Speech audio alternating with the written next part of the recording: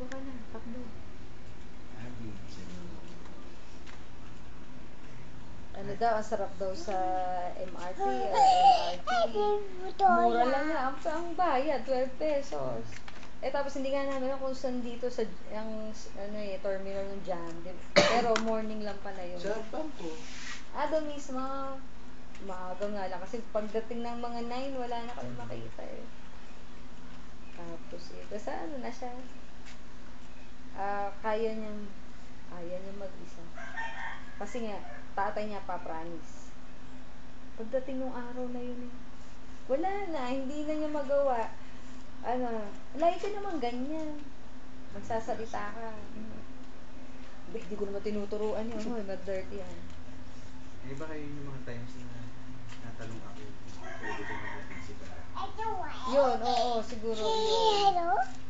Ano eh, yung nagpa-promise siya na hindi naman niya kayang tuparin. Sa pera pa niya kukuha ng pera.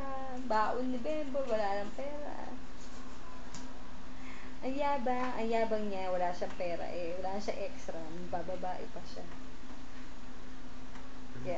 Parang nag-reply nga rin natawa sila. Bakit? Uy, takot lang magpalit. Na ano? Sabi, hindi mo ba tinitingnan ng mga sagot? Hindi kwento lang. Kwento na lang. Takot naman. Sabi sa inyo, ano mo sumulat ako. Takot na mawala ng suporta. Oo, takot siya. Galing siyang, mayabang. Ay, picture kita. Picture, smile. Pose. Dito ka tingin. Dito ka tingin. 1, 2, 3. Ay, gumalaw kayo ulit Pose ulit, matagal. Matagal. Pose. Sige, wait lang, wait. 1, 2, 3. Huwag ka munang gagalaw. Excited sa picture.